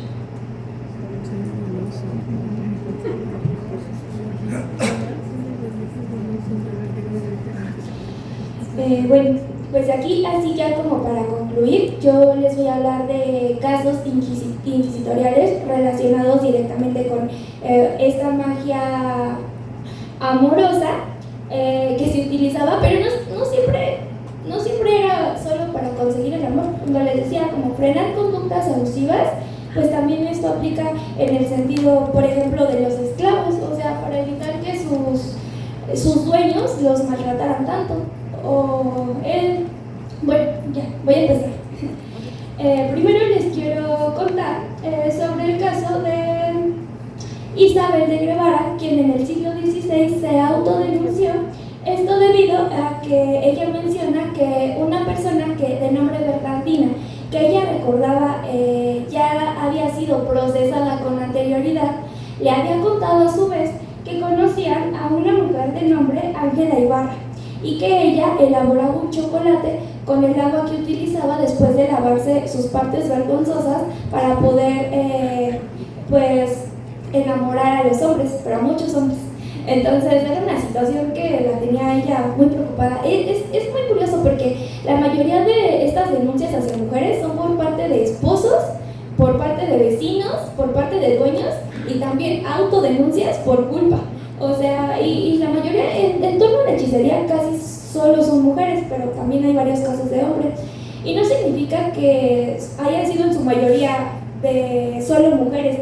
También hay muchísimos documentos inquisitoriales que se han ido perdiendo a lo largo de la historia y que fueron rescatados ya en lo que sería el México que hoy en día conocemos, pero pues así como tuvieron que ser rescatados, en este proceso de ser rescatados se perdieron muchísimos. Apenas estaba leyendo un documento en el archivo histórico donde el AGN pedía a la Museo Nacional, todavía en su sede en Moneda, porque no sé si sabían, pero el Museo Nacional de Antropología ha tenido dos sedes o varias sedes, o sea, tiene 200 años de historia, a pesar de que este museo fue inaugurado aquí en Chapultepec en 1964. Bueno, en su sede anterior a Moneda pedían que les devolvieran unos documentos que les pertenecían a ellos, documentos inquisitoriales, y es que en la antigüedad del siglo pasado era muy común que los investigadores pues tomaran un documento y se lo llevaran a su casa, y luego ya pues como que se perdían, ¿no? Entonces ellos se dieron cuenta de que aquí habían documentos inquisitoriales y los piden de vuelta.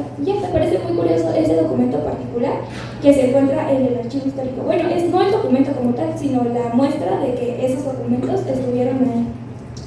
Bueno, también tenemos otro caso, el caso de María Bravo, que era una mestiza que igualmente se autodenunció, pero en el siglo XVII, porque 3 años atrás ella comenta que una indígena de nombre Ana María le había recomendado recolectar su menstruo, verterlo en la taza de chocolate y dárselo igualmente al hombre que no la quería para que éste cambiara de opinión.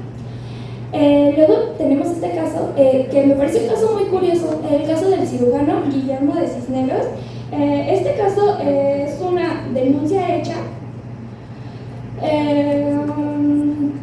por Francisco de Gludiño, que sería el testigo, y él denuncia que un hombre llamado Ventura le había contado precisamente que su cirujano Guillermo de Cisneros, en un intento desesperado por tratar de curarlo, o sea, no sabían realmente qué enfermedad tenía, y al no poder el doctor descubrirlo, recurrió a la hechicería para averiguarlo. Se acercó a una mujer que realizaba todo este tipo de trabajos, y esta mujer le pasaba la información sobre cómo podría curar a la persona.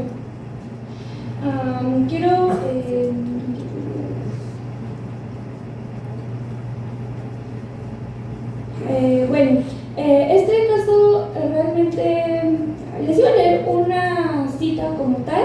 Pero bueno, la conclusión de todo esto y que la hechicera le hizo saber directamente al doctor Guillermo Cisneros es que el enfermo, Ventura, había sido envenenada por una mujer esclava que igualmente, no envenenado, perdón, había sido hechizado por una mujer esclava que igualmente había vertido este veneno en la taza de chocolate. Yo me quedo pensando, no sé cómo es que cómo puedan hacer esta relación, o sea, sobre que la hechicera cómo podría saber que fue vertido a través de la taza de chocolate, y pienso en precisamente estos elementos del mundo prehispánico, del mundo indígena, y el uso, y parece ser que pues el chocolate, aunque no tuviera un efecto alucinógeno como otros, pues sí tenía cierto poder en este tipo de hechizos. También tenemos este caso muy interesante de Agustina y Juan Díaz Nal. ¿Saben? Es que se me revolvieron los casos. Por eso es que ya no puedo decirles las citas que quería.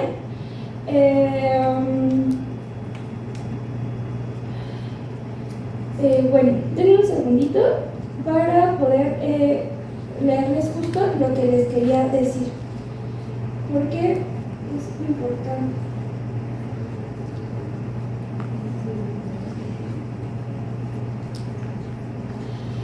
Bueno,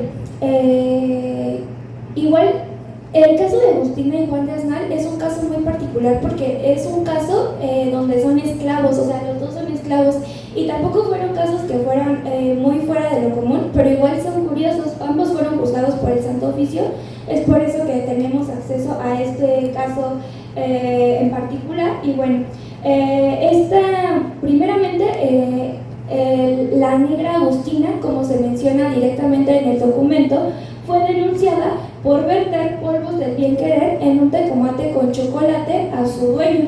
Ella fue vista por un testigo, quien la denunció. La persona denunciante comenta que ella vio a la negra Agustina, que sacó unas pelotitas negras de su bolsa que tenían muchos cabellos y que las molió y las metió directamente o las vertió en el tecomate que tenía este chocolate. Conforme va avanzando el caso es cuando ya se ve implicado este otro personaje que es Juan de Asnal, quien es un mulato que vive en condición de esclavitud junto a Agustina. Bueno, Juan de Asnal tenía fama de hechicero, entonces conforme igual sigue avanzando el caso, la resolución es que fue el mismo Juan de Asnal quien le dio las pelotitas a Agustina, probablemente hechas de sangre y pues por cabellos de algunas partes, ¿no? Según la descripción que nos da el denunciante, quien le dio estas pelotitas a Agustina. ¿Por qué? Porque recordemos el nombre, era el polvos del bien querer. ¿Para qué eran estos polvos? Pues para que te quisieran bien. Entonces él le dijo que ella podía darle esto a su amo y que esto iba a provocar que tuvieran mejores tratos, ¿no? O sea, que no los maltrataran tanto y que de esta manera, directa o indirectamente, pudieran tener una mejor vida. O sea, este beneficio era para Agustina, pero al final, pues Juan de Asnal también vivía por ella. Entonces, esto me hace tener una reflexión muy interesante respecto a que las pócimas permitían asegurar el amor del ser amado, pero también eran un instrumento que pues protegía a estas personas del dominio que ejercían sus dueños sobre ellos, sobre su cuerpo y sobre su libertad. De hecho, el siguiente caso, el de... aquí. Sí, es que, ¿saben? Aquí me faltan casos. Entonces creo que también por eso estoy un poco confundida. Pero igual tenemos este caso de María Josefa. Este caso es bastante largo. Es un caso en el que a ella le encontraron unos polvos que se denominan polvos de calavera. La denuncia va por parte de su dueño porque pues se asustaron todos, ¿no? Estos polvos de calavera, que son polvos pero además tenían huesos humanos, se los encontró otra esclava en su bolsita. Lo que pasa es que María Josefa un día se sentía muy enferma, tenía que ir a hacer el mandado y ella no podía como ir, entonces pidió a la otra esclava que revisara como su morralito y ahí es que encontraron estos polvos de calavera. La llevan ante el Santo Oficio, es juzgada como tal y descubren que ella ya llevaba muchísimo tiempo practicando practicando brujería, y en este proceso de descubrir cosas también descubre que ella ya había tenido dueños anteriores. O sea que ella se había escapado de las manos de sus antiguos dueños. Ya les había comentado que habían personas que se dedicaban precisamente a recuperar a los esclavos, pero este caso nos dice que ella, a través de la hechicería, pudo evitar que estas personas pudieran encontrarlo. Aquí les voy a leer una parte que precisamente nos ilustra esto. Es que ella utilizó además, para que sus antiguos amos no pudieran encontrarla, como una oración que denominan en este caso como la oración del justo juez. Y dice más o menos así: justo juez, a donde quiera que yo fuera, no me vean ningunos ojos ni me saquen ningunas manos. Esta oración cuenta la denunciada María Josefa, que se la había enseñado su tía antes de que ella escapara, y se supone que hacer esta oración, cada que ella sentía miedo, había permitido que estas personas, que según lo que declara sí llegó a topárselos alguna vez, pero que no pudieran reconocerla gracias a esta oración. Pero bueno, al ser presentada ante el Santo Oficio, pues empezó a descubrir todo esto, se contacta con sus antiguos amos y descubre que ella ya había dado estos polvos de calavera a sus otros amos. Y los efectos que había tenido, estos polvos de calavera, ella los vertía en la taza de chocolate de sus antiguos amos. Y lo que hacía era que ellos eran, según lo que ella describe, como muy agresivos, como que la trataban muy mal, y que estos polvos hacían que se volvieran mansos, que de ser leones se convertían como en gatos. Entonces, pues este caso incluye muchos otros temas de brujería, en el que ella como que por las noches se embarraba sangre de pollos, o que muchas cosas. Está un poco turbio el caso, pero sí es esta mención porque nuevamente vemos cómo aparece la taza de chocolate para vertir este tipo de hechizos relacionados pues con el amor, o con esta necesidad de ser protegido de alguna manera. Igual es interesante analizar que la brujería y hechizos a los que se tienen registros son bastante peculiares, pues señalan que en su mayoría eran autodenuncias o las denuncias hechas por quienes comentaban, vecinos, esposos, dueños y tal. Quiero comentar igualmente que aunque la Inquisición de la Nueva España no fue tan severa como la de la Europa occidental del siglo XVII, ya ven que quemaban a las brujas, o sea, era un tema bastante extremo. De hecho, quiero comentar sobre esto, que, bueno, no quiero comentar solamente porque yo cuando iba en la universidad leí un texto, una fuente primaria, donde un religioso no hispano mandaba una carta a Europa para evitar que se quemaran unas brujas, y precisamente alegaba esto, que les decía como que ellos se preocupaban mucho por las mujeres. O sea, como que sí tenían presente, las mujeres son más susceptibles al demonio, pero como que aquí se dio una cultura más de, pues entonces hay que cuidarlas, o sea, para que no sean corrompidas por el demonio. Y precisamente lo que decía en esta carta es que deberían de revisar mejor este caso, porque desde su perspectiva profesional, esta persona pues más bien podría sufrir de un humor melancólico, o sea, podría ser más un tema médico, el tema de los humores y todo eso, que una, ¿cómo se llama esto? Pues como una falta a la iglesia.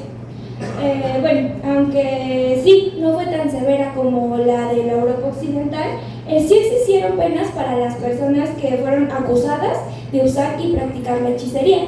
Hay casos inquisitoriales que están los casos, los podemos leer, pero no concluyen. Y esto es muchas veces porque simplemente bajo su percepción pues ya no hubo delito, o la persona se arrepintió, porque precisamente para eso eran como los artefactos de tortura. ¿Han llegado a ir ¿cómo se llama al Museo de la Inquisición, donde están los aparatos de tortura? Y ven que hay muchísimos. Pues en la Nueva España no se usaron ni dos. O sea, y lo más común era la tortura iniciaba, si resultabas culpable, desde el momento en el que te quitaban la ropa. Incluso esta exposición del cuerpo era suficiente para que las personas pues dijeran, no, pues sí fui yo.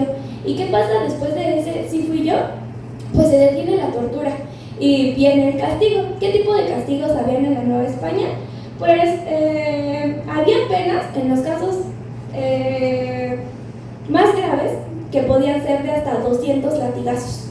Haciendo esta investigación, yo leí un caso de una indígena, no lo agregué porque pues no hay chocolate de por medio, pero ella fue descubierta haciendo brujería y su castigo fueron 80 latigazos.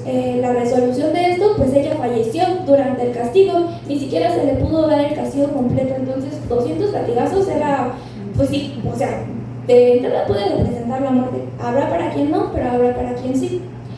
Esto sin importar el género, o sea, fueras hombre o mujer, porque la mujer indígena de hecho era una mujer mayor, o sea, no era ni joven ni nada. Ese caso es bastante fuerte.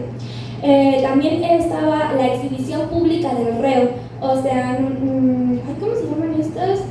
Bueno, que los ponían a caminar con los bambenitos. ¿Se han llegado a ver imágenes sobre eso? Esa es la exhibición pública. Tenían que tener también una misa de castigo, y así también en casos muy graves pues el destierro. Pero la realidad es que en una sociedad tan religiosa y tan dura, tan juzgona también, el simple hecho de que fueras acusado de un delito de este nivel, pues ya tenía bastantes desventajas para tu vida. O sea, ya perdías tus bienes, te los quitaba la Inquisición, y el juzgar público era demasiado fuerte. A veces ya ni siquiera se podían quedar en el lugar en el que estaban. Entonces también era algo bastante complicado para ellos. Y ya, pues solo quiero concluir diciendo que sin duda alguna el chocolate fue un alimento y una bebida muy importante y amada en la Nueva España, pero como vimos a lo largo de toda esta sesión, también fue un producto bastante controversial. Y eso sería todo. Muchas gracias.